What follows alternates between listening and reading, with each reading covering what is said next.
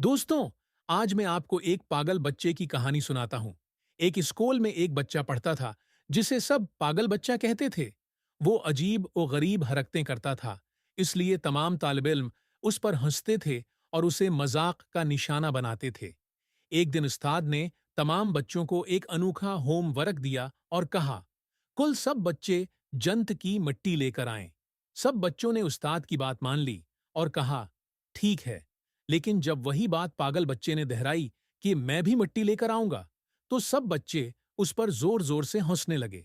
अगले दिन जब सब बच्चे उस कॉल पहुंचे तो उस्ताद ने मिट्टी के बारे में पूछा। सबने एक ही जवाब दिया, उस्ताद जी, जन्नत तो आसमान पर है, हम वहां से मिट्टी कैसे ला सकते हैं।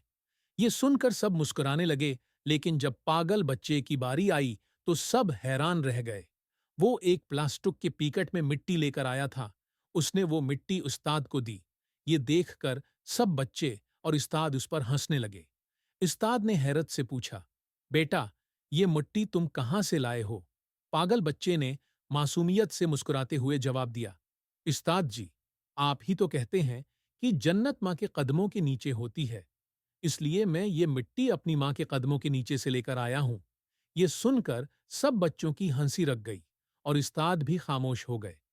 पूरे क्लास में एक अजीब सा सुकून छा गया और सब बच्चों को एहसास हुआ कि जिस बच्चे को वो पागल समझते थे, दरहकीकत वही सबसे अक्लमंद था।